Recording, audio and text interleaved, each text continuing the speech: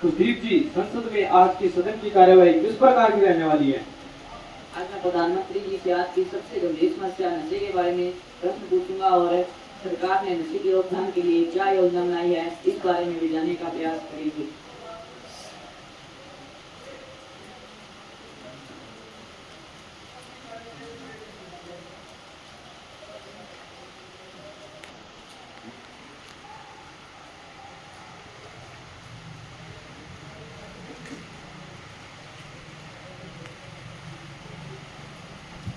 माननीय सभासदों, माननीय अध्यक्ष जी,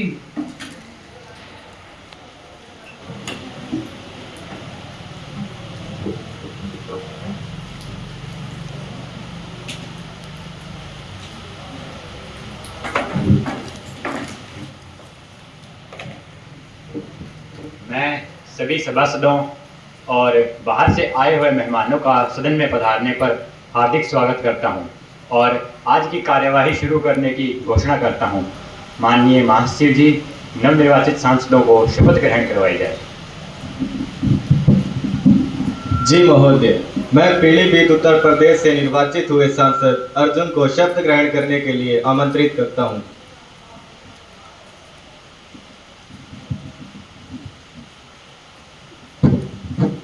महोदय, आप शपथ ग्रहण करेंगे या प्रतिज्ञा लेंगे? महोदय, मैं प्रतिज्ञा लूंगा। महोदय, आप किस भाषा में प्रतिज्ञा लेंगे? महोदय, मैं हिंदी भाषा में प्रतिज्ञा लूंगा। जी महोदय।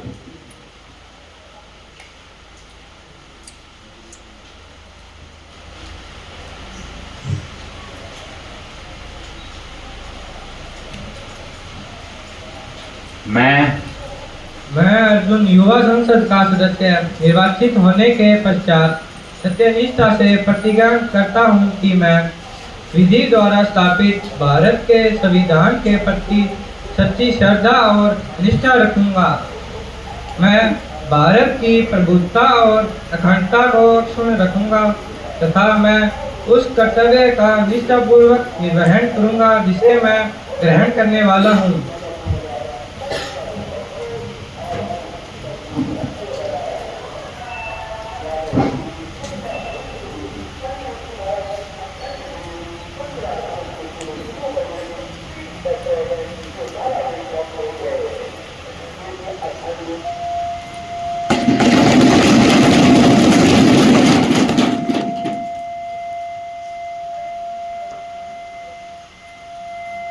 अब मैं अमृतसर पंजाब से निर्वाचित हुए सांसद नवजोत सिंह को शपथ ग्रहण करने के लिए आमंत्रित करता हूं।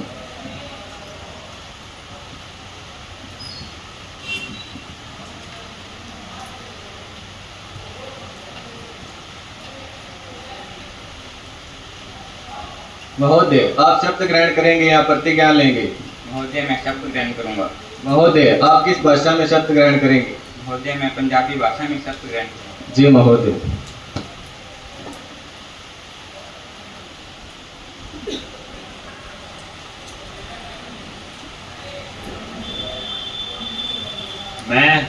मैं नवजोत सिंह अमृतसर पंजाब तो युवा संसद का मैंबर चुनिया गया हाँ।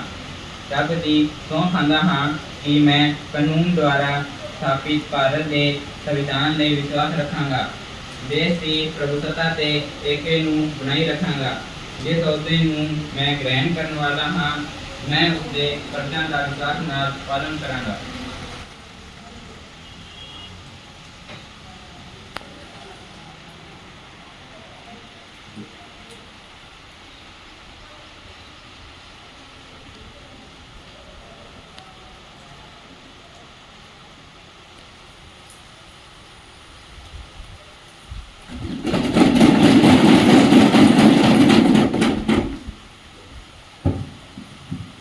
अब मैं कुरुक्षेत्र हरियाणा से निर्वाचित हुए सांसद अमरिंदर को शपथ ग्रहण करने के लिए आमंत्रित करता हूं।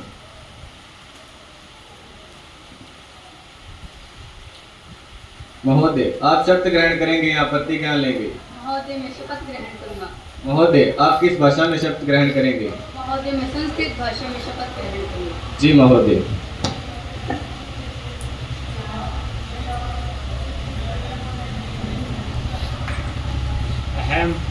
अहम अमरिंद्र कुरुक्षेत्र क्षेत्र निर्वाचन क्षेत्रस्य प्रतिनिधित्वेन निर्वाचितः। अहं भारतस्य संविधानं प्रति श्रद्धां नीतिं च धारयिष्यामि। अहं भारतस्य सार्वभौमत्वम् अखण्डत्वं च रक्षिष्यामि। अहं येषु पदेषु उपविष्टा भविष्यामि तेषां कार्याणि श्रद्धया सम्यक् चालिष्यामि। ईश्वरः मम साक्षी अस्ति।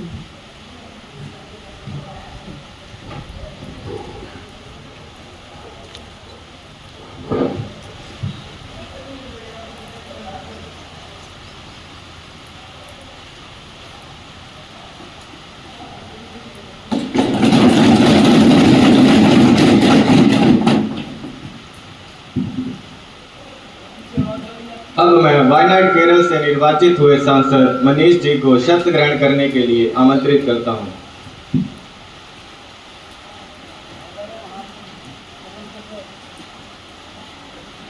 महोदय, आप शपथ ग्रहण करेंगे या प्रतिज्ञा लेंगे? महोदय, मैं शपथ ग्रहण करूंगा। महोदय, आप किस भाषा में शपथ ग्रहण करेंगे? महोदय, मैं अंग्रेजी भाषा में शपथ ग्रहण करूंगा। जी महोदय।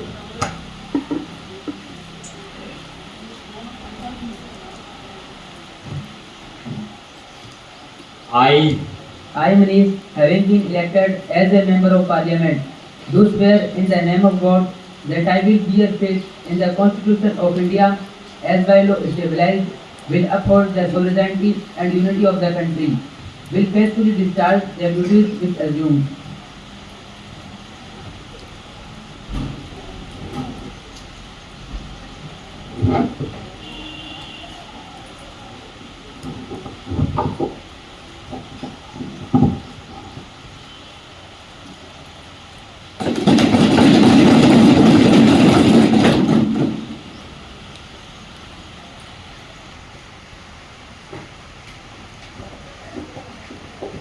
माननीय सदस्यगणों, चूंकि आज हम बहुत समय बाद मिले हैं तो मेरा यह कर्तव्य बनता है कि मैं सदन को श्री विजय रूपाणी जी के निधन की सूचना दूं। वे एक वरिष्ठ नेता और गुजरात के भूतपूर्व मुख्यमंत्री थे। उनके कार्यकाल में गुजरात ने अभूतपूर्व उन्नति की। उनके कार्यकाल को न केवल गुजरात के लोग बल्कि सारा देश भी कभी नहीं भुला पाएगा। उनका निधन हाल ही में 12 जून 2025 को हुए अहमदाबाद विमान दुर्घटना में हो गया। उनके निधन पर सारा देश शोकाग्रस्त है। मैं उनके तथा उनके साथ दुर्घटनाग्रस्त हुए अन्य यात्रियों के निधन पर गहरी संवेदना प्रकट करता हूं तथा ईश्वर से यह प्रार्थना करता हूं कि वे शोक संतप्त परिवार को दुख की इस घड़ी से उभरने की शक्ति दे। और इसी के साथ साथ चौधरी ओम प्रकाश जी चौटाला के निधन पर भी गहरी संवेदना प्रकट करता हूं। उनका निधन 20 दिसंबर 2024 को गुरुग्राम में हो गया। वे एक भारतीय राजनीतिज्ञ थे। उन्होंने 5 बार हरियाणा के मुख्यमंत्री के रूप में कार्य किया। सन 2005 से लेकर 2014 तक उन्होंने विपक्ष में प्रमुख नेता के रूप में भी अपनी भूमिका निभाई। देश एवं समाज के लिए उनका योगदान कभी भी नहीं भुलाया जा सकता। मैं उनके निधन पर शोक प्रकट करता हूं तथा ईश्वर से यह प्रार्थना करता हूं कि वे उनके परिवारजनों और उनके चाहने वालों को दुख की इस घड़ी से उबरने की शक्ति दे। प्रधानमंत्री जी।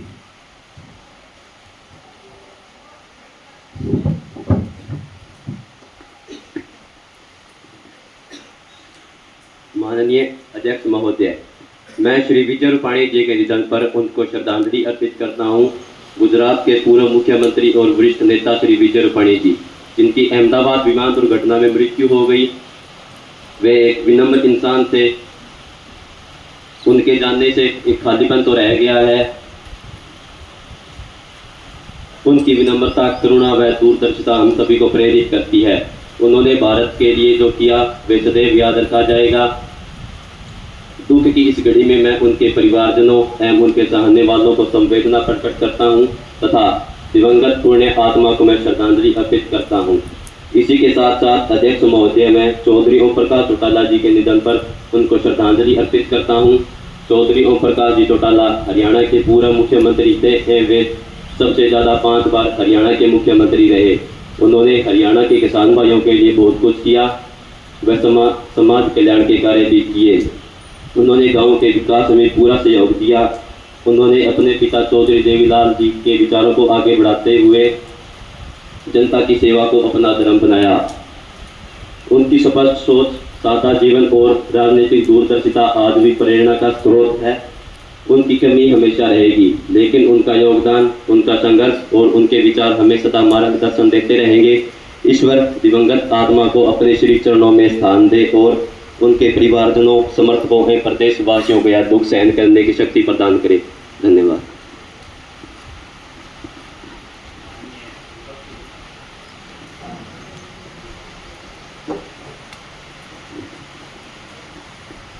श्री विजय रूपाणी जी ने राज्यसभा सांसद के रूप में, राजकोट के नगर निगम में मेयर के रूप में, राज्य सरकार के कैबिनेट मंत्री के रूप में अपने हर कर्तव्य का अच्छे प्रकार से निर्वहन किया। मैं ईश्वर से प्रार्थना करता हूं कि उनकी आत्मा को शांति दे। और साथ में हरियाणा के पूर्व मुख्यमंत्री चौधरी ओम प्रकाश जी चौटाला के निधन से अत्यंत दुख हुआ। वे राजनीति में वर्षों तक सक्रिय रहे। उन्होंने वे राजनीतिज्ञ होने के साथ साथ एक कुशल प्रशासक भी थे। उनके कार्यशैली से विरोधी दलों के नेता भी घायल थे। शोक की इस घड़ी में मैं उनके परिजनों और समर्थकों के प्रति गहरी संवेदना प्रकट करता हूँ। अब सभी सदस्यगण 2 मिनट का मौन धारण करेंगे।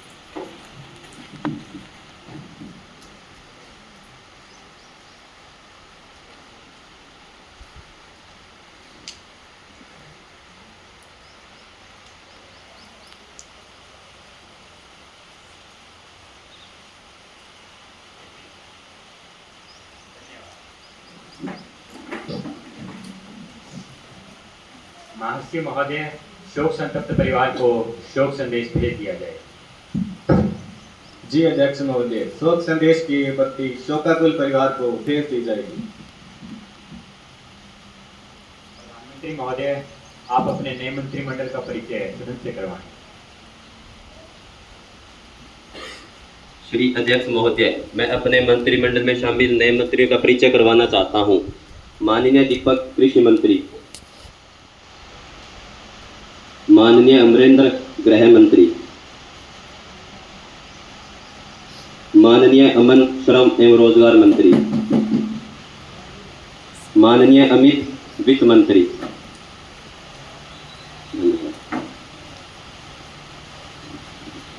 माननीय सभासदों, आज हमारे बीच इटली के उपराष्ट्रपति स्टीव रॉबर्ट जी और ऑस्ट्रेलिया से राजदूत डेविड हैरिस जी विदेशी मेहमान के रूप में हमारे बीच मौजूद हैं। इन्हीं के साथ साथ हमारे विद्यालय के प्राचार्य जी और संसदीय क्षेत्र की कार्यवाही का ध्यान रखने वाले नरेश सर और ममता मैम भी हमारे बीच निर्णायक के रूप में मौजूद हैं। मैं इनका सारे सदन की ओर से हार्दिक स्वागत और अभिनंदन करता हूं। अब सदन की कार्यवाही आगे के लिए शुरू की जाती है। माननीय महर्षि महोदय, आज का एजेंडा और प्रश्न सूची सभासदों में बांटा जाए। जी अध्यक्ष महोदय, प्रश्न सूची व आज का एजेंडा सभासदों में बांटा जा रहा है।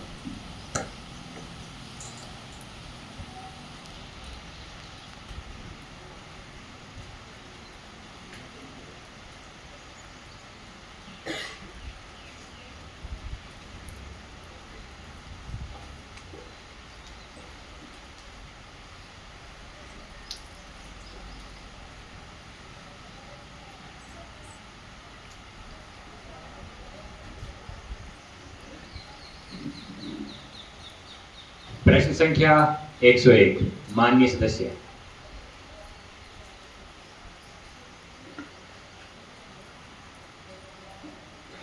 माननीय अध्यक्ष महोदय, मैं आपके माध्यम से गृह मंत्री जी से पूछना चाहता हूं कि जब 22 अप्रैल को पहलगाम में हमला हुआ और निर्दोष लोगों को आतंकवादियों द्वारा मौत के घाट उतार दिया गया, उस समय वहां सुरक्षा व्यवस्था क्यों नहीं थी?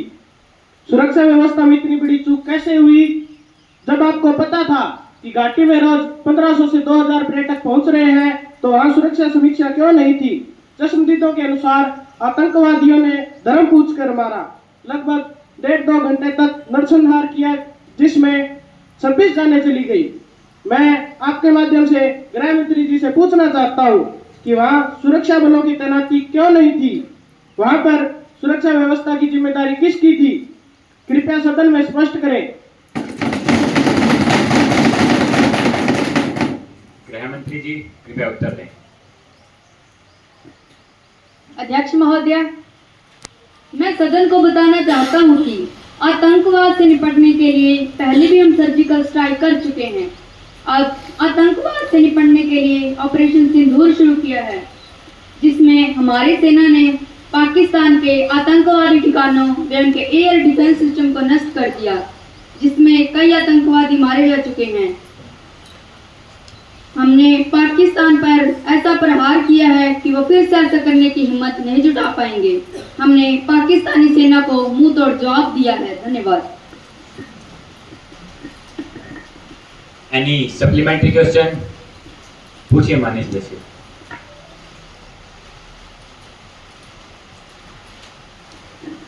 माननीय अध्यक्ष महोदय, मैं गृह मंत्री जी से पूछना चाहता हूं कि जब पाकिस्तान के आतंकवादी ठिकानों और पाकिस्तान के डिफेंस सिस्टम को नष्ट कर दिया गया, तो फिर सीज फायर क्यों किया गया? मान्यवर, आप यह बताने का कष्ट करें कि जिन आतंकवादियों द्वारा पर्यटकों को गोली मारी गई, क्या वे पकड़े गए या सेना द्वारा मार दिए गए? माननीय गृह मंत्री कृपया उत्तर दें।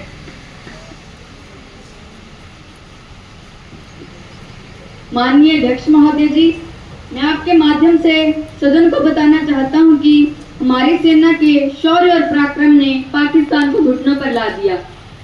अध्यक्ष महोदय जी, व्यक्तिगत रूप से मेरा मानना है कि युद्ध किसी भी समस्या का समाधान नहीं, इसमें जन और धन की हानि होती है।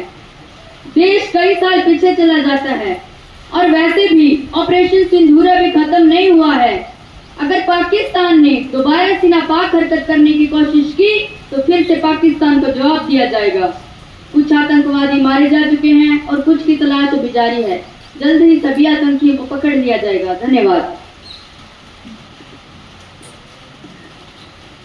प्रश्न संख्या 103 माननीय सदस्य।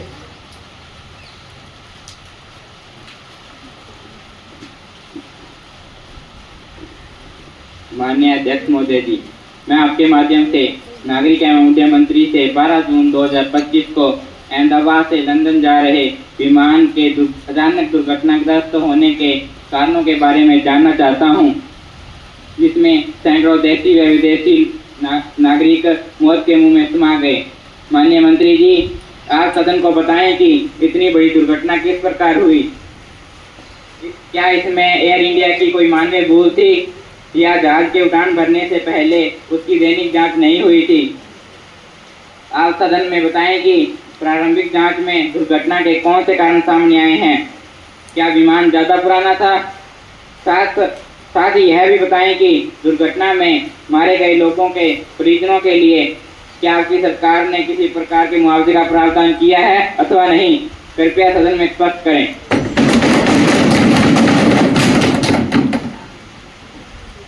माननीय नागरिक एवं उड्डयन मंत्री कृपया उत्तर दें।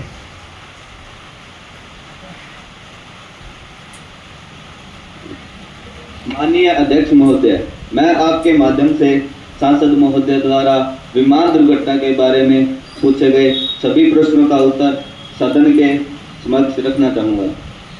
अहमदाबाद विमान दुर्घटना की शुरुआती जांच में यह बात सामने आई है कि यह दुर्घटना तकनीकी समस्या के कारण घटित हुई है।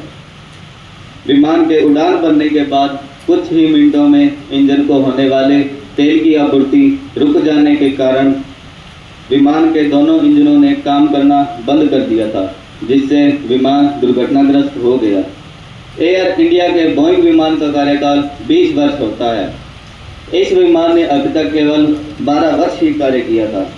विमान दुर्घटना में मारे गए यात्रियों के परिजनों को दुर्घटना बीमा योजना के द्वारा आर्थिक सहायता देने का कार्य तो किया जाएगा ही, साथ में हमारी सरकार अपने स्तर पर भी परिजनों को आर्थिक सहायता देने की योजना बना रही है। इस योजना के द्वारा जो भी सहायता दी जाएगी इसके बाद में निर्णय होने के बाद सदन को सूचित कर दिया जाएगा। धन्यवाद। Any supplementary question? माननीय संजय, पहले आप पूछिए।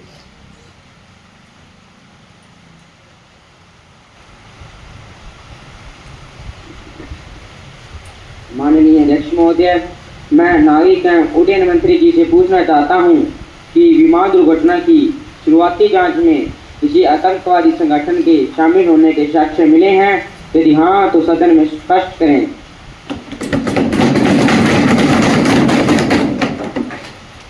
नागरिक एवं उड्डयन मंत्री जी, कृपया उत्तर दें।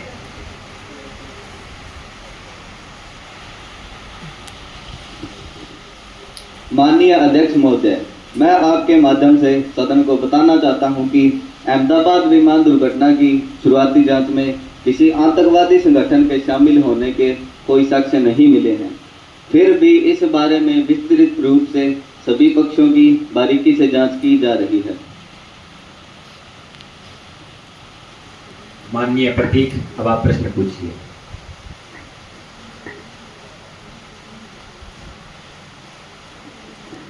माननीय अध्यक्ष महोदय जी, मैं आपके माध्यम से नागरिक एवं उड्डयन मंत्री जी से जानना चाहता हूं कि इस विमान दुर्घटना में मारे गए 242 यात्रियों की बार बार चर्चा हो रही है, लेकिन इस दुर्घटना में मारे गए मेडिकल कॉलेज में पढ़ाई कर रहे 20 से अधिक छात्रों तथा वहां उपस्थित सामान्य नागरिकों की भी मृत्यु हुई है। उनका कोई जिक्र नहीं किया जा रहा। मैं आपके माध्यम से पूछना चाहता हूं कि इन छात्रों तथा सामान्य नागरिकों के लिए कोई आर्थिक सहायता का प्रावधान किया है अथवा नहीं, तो सदन में स्पष्ट कीजिए। नागरिक एवं उड्डयन मंत्री जी, कृपया उत्तर दीजिए।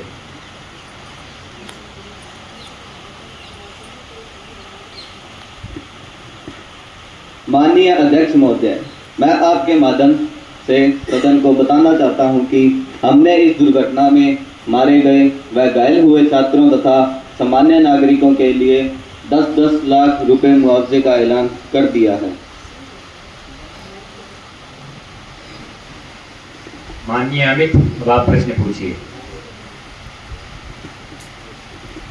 माननीय अध्यक्ष महोदय जी, मैं आपके माध्यम से नागरिक एवं उड्डयन मंत्री जी से पूछना चाहता हूं कि दुर्घटना के बाद विमान का ब्लैक बॉक्स मिल गया है या नहीं।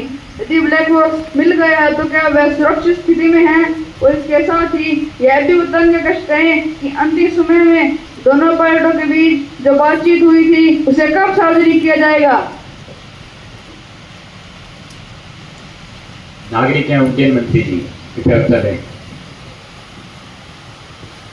माननीय अध्यक्ष महोदय, मैं आपके माध्यम से सदन को बताना चाहता हूं कि दुर्घटना के बाद तलाश करने पर ब्लैक बॉक्स मिल गया है, जो कि सुरक्षित स्थिति में है।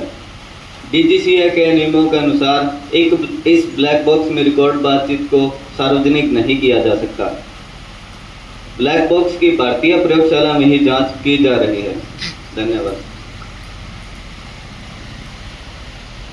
प्रश्न संख्या 104, माननीय सदस्य।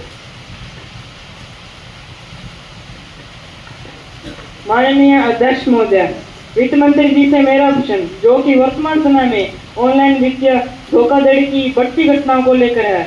आजकल समाज में सभी लोगों के साथ ऑनलाइन वित्तीय धोखाधड़ी की घटनाएं हो रही हैं।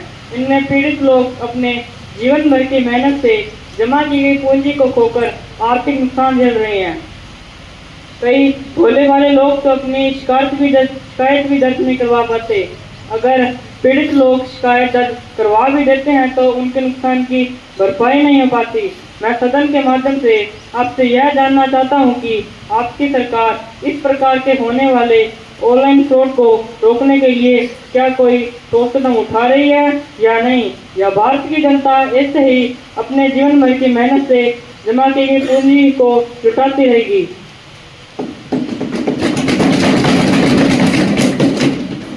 माननीय वित्त मंत्री, कृपया उत्तर दीजिए।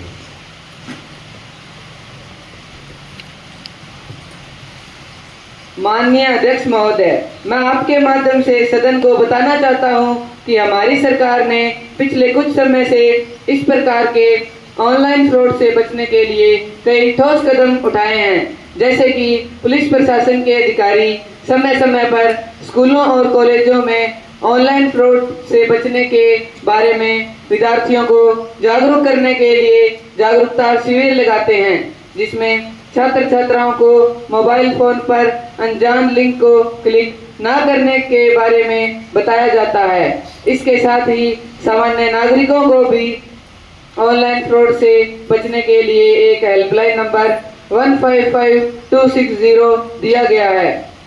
यदि किसी नागरिक के साथ ऑनलाइन फ्रॉड हो जाता है तो वह इस नंबर पर 24 घंटे के अंदर कॉल करके अपनी खोई हुई राशि को वापस पा सकता है। इसमें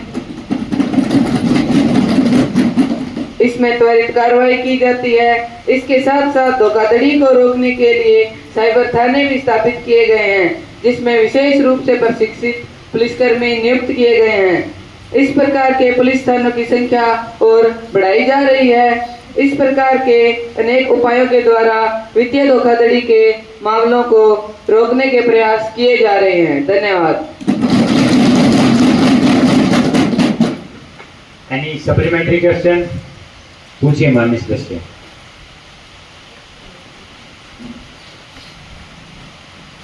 मैं वित्त मंत्री जी से जानना चाहता हूं कि वित्तीय धोखाधड़ी करने वाले अपराधियों को सजा देने के लिए क्या आपकी सरकार ने कोई कानून बनाया है या नहीं? कृपया सदन में स्पष्ट करें। वित्त मंत्री जी कृपया उत्तर दें।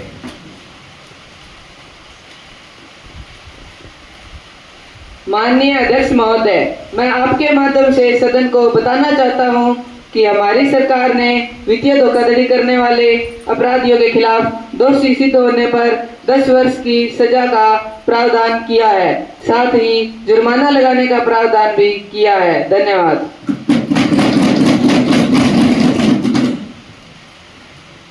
प्रश्न संख्या 109 माननीय सदस्य।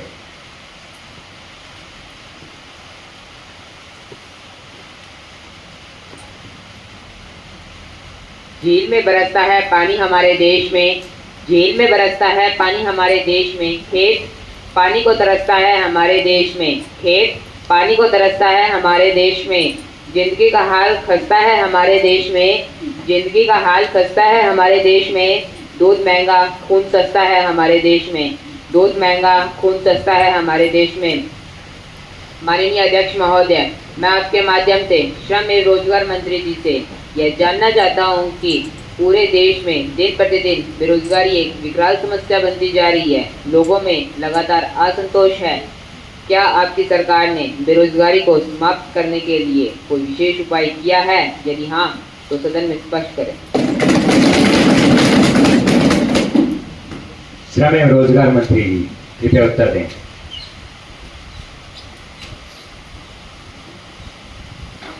माननीय अध्यक्ष महोदय, मैं आपके माध्यम से सदन को यह स्पष्ट करना चाहता हूं कि हमारी सरकार बेरोजगारी को समाप्त करने के लिए अनेक उपाय कर रही है, जैसे कि अनेक फैक्ट्रियां खुलवाई जा रही है ताकि सभी नागरिकों को उनकी योग्यता अनुसार इनमें काम मिल सके। इसके साथ साथ हमारी सरकार छोटे उद्योगों का भी निर्माण करवा रही है ताकि कम पूंजी लगाकर अधिक लोगों को इसमें रोजगार मिल सके। हमारी सरकार कृषि केंद्र भी स्थापित करवा रही है और गांवों में मकान बनाने की सुविधा भी दे रही है ताकि लोगों को गांवों में निर्माण के कार्यों में रोजगार के अवसर प्राप्त हो सके।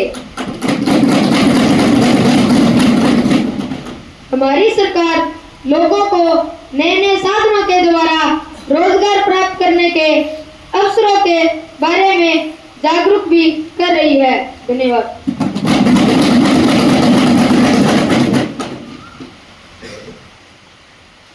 प्रश्न संख्या 102 माननीय सदस्य।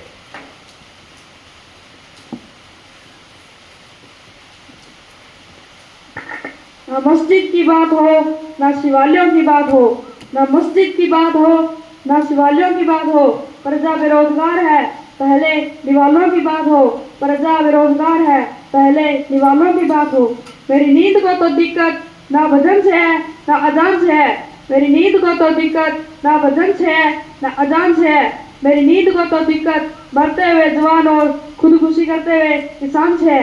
अध्यक्ष महोदय, मैं आपके माध्यम से कृषि मंत्री जी का ध्यान किसानों की बढ़ती समस्याओं की ओर आकर्षित करना चाहता हूँ। किसानों की आय घटती जा रही है, न जाने कितने किसान हर रोज आत्महत्या कर लेते हैं।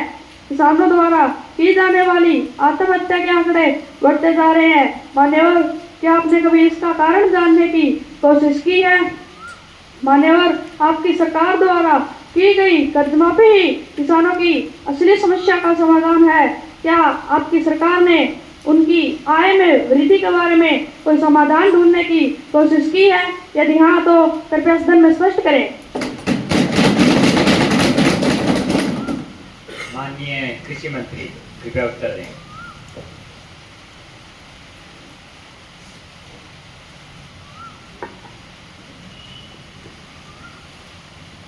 माननीय अध्यक्ष महोदय, मैं आपके माध्यम से सदन को बताना चाहता हूं कि हमारी सरकार किसानों की समस्याओं के सुधार के लिए लगातार अनेक प्रयास कर रही है, जिसमें से प्रमुख विशेष फसलों के लिए हेल्थ कार्ड योजना, क्रेडिट कार्ड योजना, बीमा योजना और कम ब्याज पर कर्ज की व्यवस्था करवाई जा रही है। अध्यक्ष महोदय, पहली बार हमारी सरकार किसानों को 100% फसल बर्बादी पर 50% मुआवजा दे रही है। इसके साथ ही हमारी सरकार 35% फसल बर्बादी पर 10% मुआवजा दे रही है। माननीय सांसद महोदय, आपने पूछा था क्या कर्ज माफी किसानों की सभी असली समस्या का समाधान है, तो व्यक्तिगत रूप से मेरा यह मानना है कि कर्ज की समस्या ही किसानों की सभी समस्याओं की जड़ है। इसलिए कर्ज माफी के द्वारा किसानों को काफ़ी हद तक राहत मिल सकती है। धन्यवाद। Any supplementary question? पूछिए माननीय सदस्य।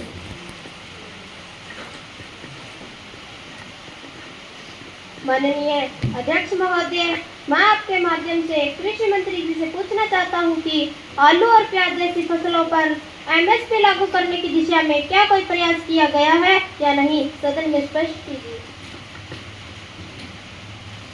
कृषि मंत्री जी कृपया उत्तर दें।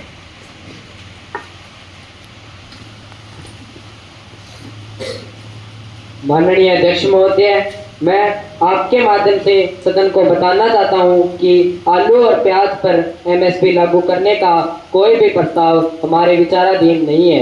इसलिए हम आलू और प्याज पर एमएसपी लागू नहीं कर रहे हैं।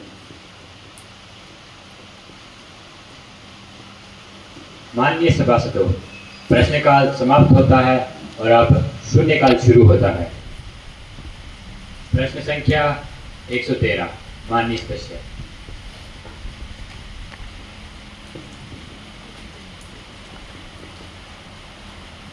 माननीय अध्यक्ष महोदय जी, मैं आपके माध्यम से शिक्षा मंत्री जी से पूछना चाहता हूँ, यूजीसी ने हाल ही में कॉलेज और यूनिवर्सिटी की नियुक्ति के लिए असिस्टेंट प्रोफेसर में न्यूनतम योग्यता एमए यूजीसी नेट को बदलकर एमए यूजीसी नेट के साथ ही पीएचडी को भी अनिवार्य कर दिया है।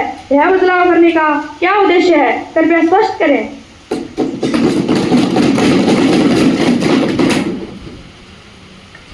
माननीय शिक्षा मंत्री कृपया उत्तर दें।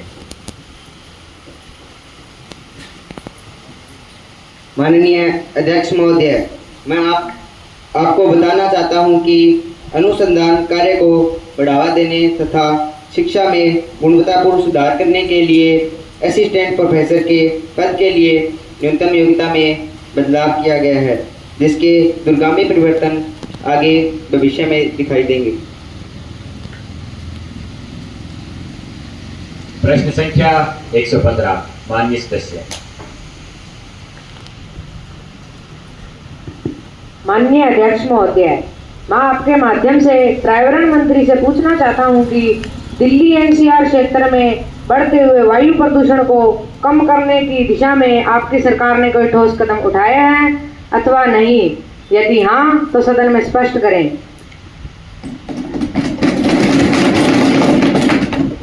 माननीय पर्यावरण मंत्री कृपया उत्तर दीजिए।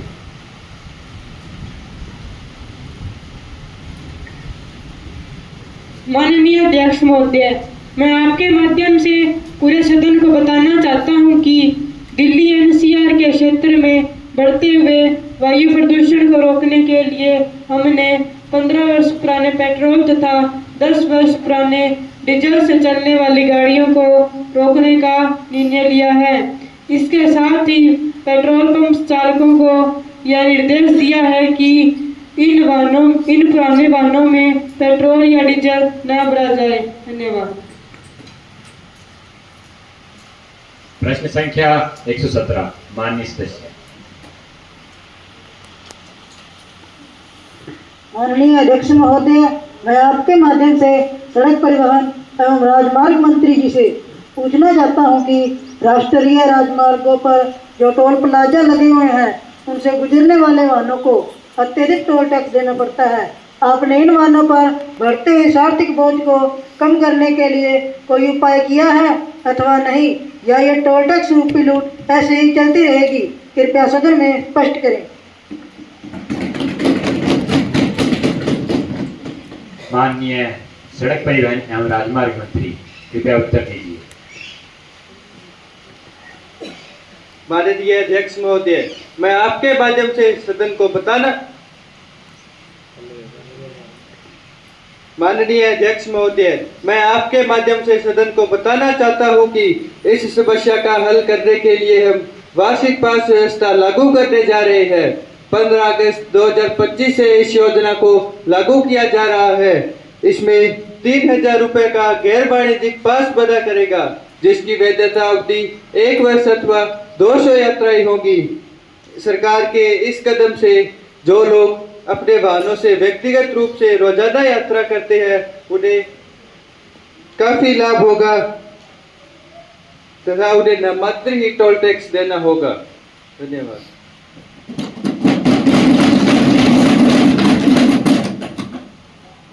माननीय सभासदों, अब आवश्यक दस्तावेजों को सदन के पटल पर रखा जाए।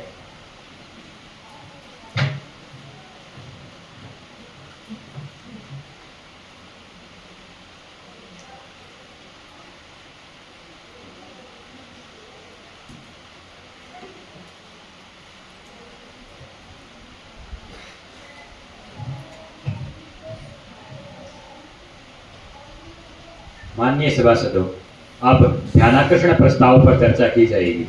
माननीय सदस्य।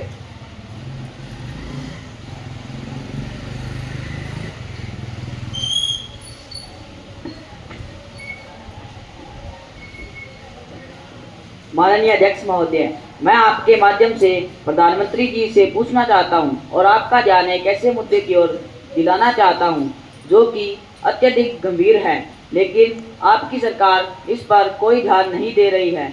आज की युवा पीढ़ी नशे का शिकार हो रही है।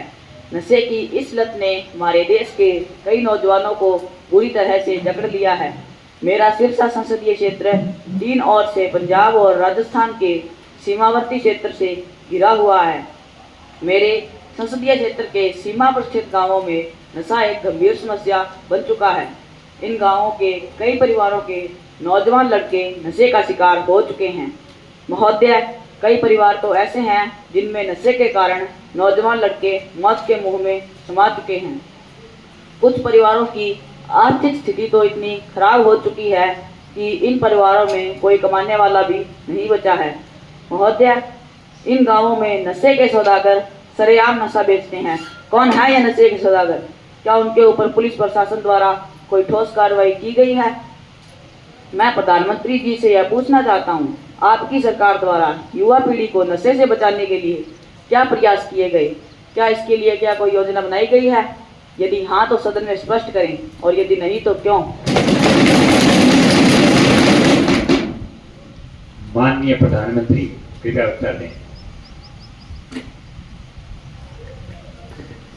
माननीय अध्यक्ष महोदय जी, मैं आपके माध्यम से शिक्षा के माननीय सांसद जी को बताना चाहता हूं कि नशा माफियों को पकड़ने के लिए पुलिस विभाग के साथ साथ ड्रग्स कंट्रोल ब्यूरो की स्थापना की गई है। नशीली दवाओं का आदान प्रदान रोकने के लिए पुलिस विभाग के साथ साथ मेडिकल स्टोरों की जांच की जाती है। ग्रामीण क्षेत्रों में ग्रामीण ओलंपिक जैसी खेल प्रतियोगिताएं करवाई जाती है ताकि युवाओं का नशे की बजाय खेलों की तरफ रुझान बढ़े। स्कूलों तथा कॉलेजों में भी पुलिस विभाग द्वारा जागरूकता शिविर लगाकर विद्यार्थियों को जागरूक किया जा रहा है। नशे के बढ़ते प्रसार को रोकने के लिए हमारी सरकार सख्त से सख्त कानून बनाने पर विचार कर रही है ताकि नशा बेचने वाले लोगों पर लगाम लगाई जा सके और इस युवा पीढ़ी को नशे से बचाया जा सके। धन्यवाद।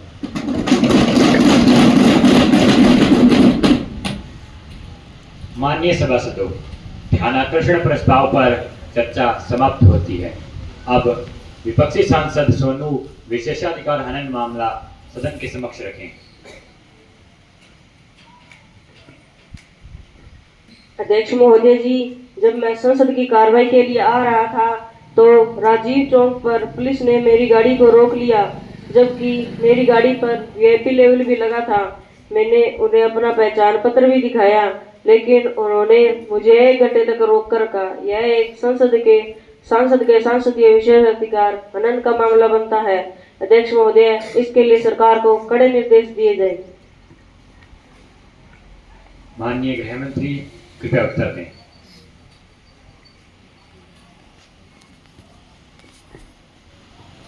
अध्यक्ष महोदय, मैं सरकार की तरफ से खेद प्रकट करता हूं और इनकी शिकायत विशेषाधिकार हनन समिति को कार्रवाई के लिए भेज दी जाएगी। दोषी पुलिस अधिकारियों के खिलाफ विभागीय नियमों के अनुसार कार्रवाई की जाएगी। धन्यवाद। माननीय सदस्य, क्या आप गृह मंत्री जी के उत्तर से संतुष्ट हैं? जी महोदय, मैं गृह मंत्री जी की बात से संतुष्ट हूँ। माननीय सभासदों, अब विपक्षी नेता रुपेश जी सदन में काम रोको प्रस्ताव पेश करेंगे।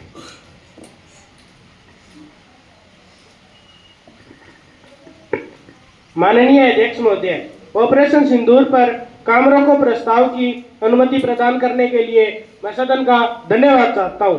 मैं सदन का ध्यान पिछले दिनों पहलगाम आतंकी घटना के विरुद्ध भारतीय सेना द्वारा किए गए ऑपरेशन सिंदूर नामक एयर स्ट्राइक की ओर दिलाना चाहता हूं।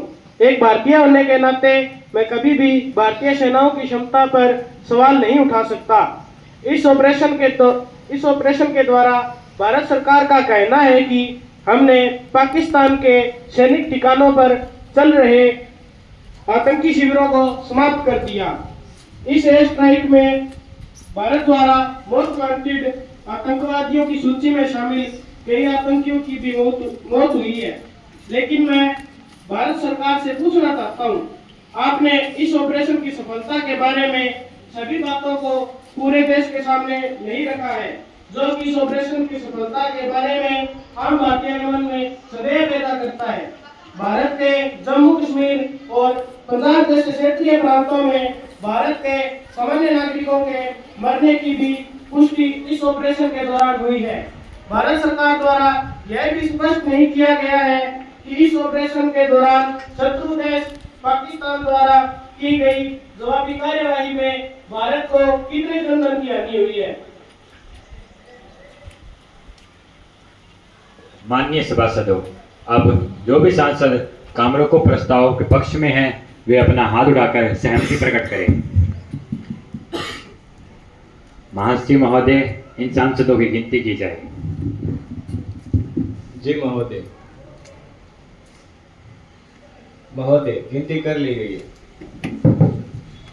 अब जो भी सांसद काम रोको प्रस्ताव के पक्ष में नहीं हैं, वे अपना हाथ उठाकर असहमति प्रकट करें।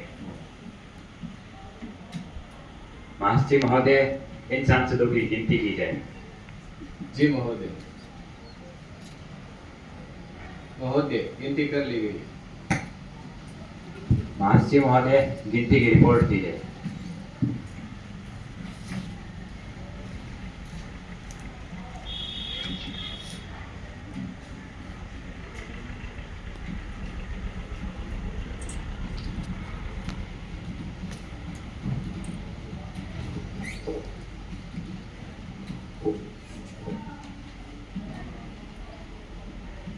माननीय सभासदों, गिनती की रिपोर्ट इस प्रकार है कि कामरों प्रस्ताव के पक्ष में 20 सांसद हैं और विपक्ष में 24 सांसद हैं, इसलिए कामरों प्रस्ताव अस्वीकार किया जाता है।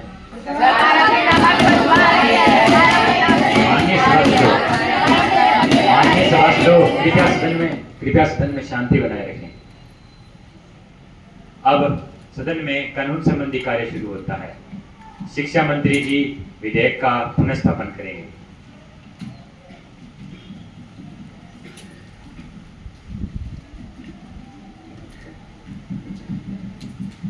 मान्यवर, मैं नकल उन्मूलन संशोधन विधेयक 2025 पुनः स्थापित करने की अनुमति चाहता हूं। माननीय सभासदों, अब प्रश्न यह है कि इस बिल पर सीधी चर्चा की जाए या फिर इसे स्थायी समिति को भेज दिया जाए। आदरणीय सभासदों, इस बिल पर सीधी चर्चा की अनुमति दी जाती है। महोदय, मैं विधेयक पुनः स्थापित करना चाहता हूं। मेरे द्वारा पुनः स्थापित किए जाने वाले विधेयक का शीर्षक नकल उन्मूलन संशोधन विधेयक 2025 है। 70 पृष्ठ वाले इस विधेयक में कुल 212 धाराएं हैं। नकल उन्मूलन बिल पहले 1990 में बना था, जो कि काफी पुराना हो चुका है। इसमें काफी सुधार की जरूरत थी। अब इसमें समय अनुसार बदलाव करके तैयार किया गया है। अध्यक्ष महोदय, मैं इस बिल की धाराओं के बारे में आपको बताना चाहता हूं कि अब नकल करवाने वाले व्यक्ति को 10 वर्ष के कारावास का प्रावधान इस बिल में किया गया है। नकल करने वाले अभ्यर्थी के लिए 12 वर्ष की सजा का प्रावधान इस बिल में किया गया है। जिस स्कूल अथवा कॉलेज में नकल करने या करवाने का मामला सामने आएगा, उसमें अगले 5 वर्ष तक कोई भी परीक्षा ना करवाने का प्रावधान भी इस बिल में किया गया है। इन सब कार्यों में विद्यार्थी अथवा अन्य व्यक्ति के शामिल होने के साक्ष्य मिलने पर उसे जीवन भर किसी भी प्रतियोगी परीक्षा में ना बैठने देने का प्रावधान भी इस बिल में किया गया है।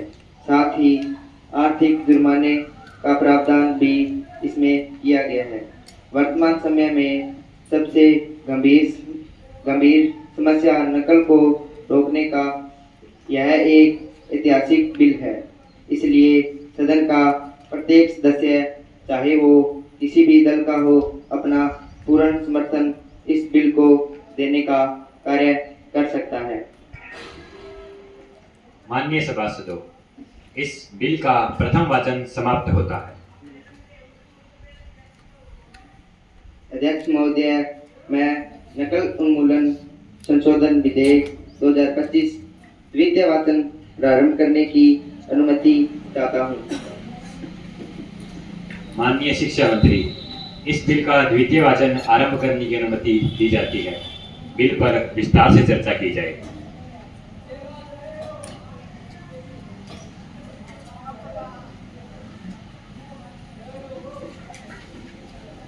माननीय अध्यक्ष महोदय, बिल में नकल रोकने के लिए अनेक प्रावधान किए गए हैं। मैं शिक्षा मंत्री जी से पूछना चाहता हूं कि नकल रोकने के जो उपाय किए गए हैं वह स्कूल कॉलेज की वार्षिक परीक्षाओं के लिए है अथवा प्रतियोगी परीक्षाओं के लिए।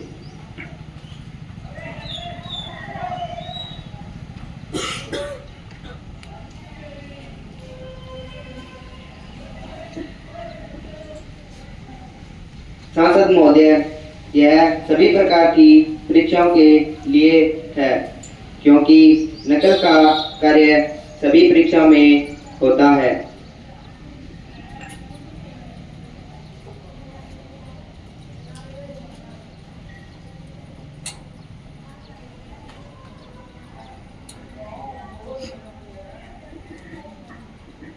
माननीय शिक्षा मंत्री महोदय, आपके द्वारा जो नकल उन्मूलन संशोधन विधेयक 2025 पेश किया गया है उसके कुछ बिंदुओं पर मुझे आपत्ति है, जिससे बिल में नकल रोकने के कोई ठोस प्रावधान नहीं दिखाई देते हैं, न ही कोई भविष्य की योजना।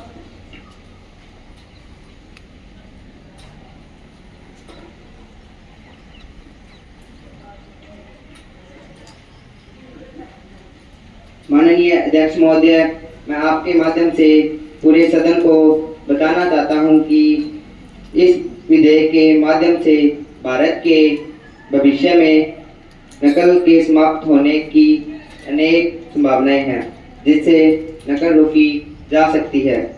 आप इस बिल का गहन अध्ययन करें, आपको सब प्रश्नों के उत्तर मिल जाएंगे। नकल उन्मूलन संशोधन विधेयक 2025। धन्यवाद। माननीय सदस्यगणों, इस बिल का द्वितीय वाचन समाप्त होता है। तृतीय वाचन आरंभ करने का कार्य किया जाए। महासचिव महोदय, मतदान की प्रक्रिया शुरू की जाए। जी महोदय। अब जो भी सांसद इस बिल को पारित करने के पक्ष में हैं, वे अपना हाथ उठाकर सहमति प्रकट करें। महासचिव महोदय, इन सांसदों की गिनती की जाए। जी महोदय। महोदय, गिनती कर ली गई है। अब जो भी सांसद इस बिल को पारित करने के पक्ष में नहीं है, वे अपना हाथ उठाकर असहमति प्रकट करें। महासचिव महोदय, इन सांसदों की गिनती की जाए। जी महोदय। महोदय, गिनती कर ली गई है। महासचिव महोदय, गिनती की रिपोर्ट दी जाए।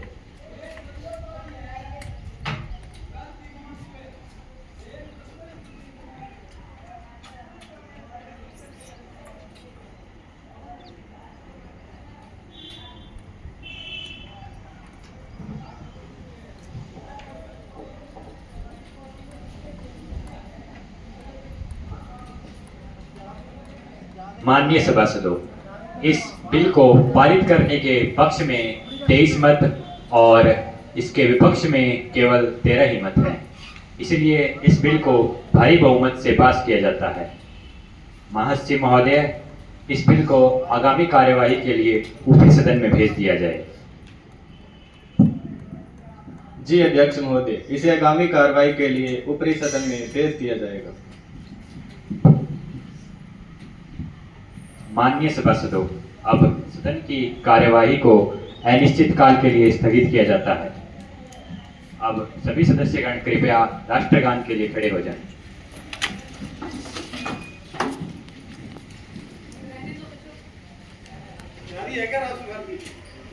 है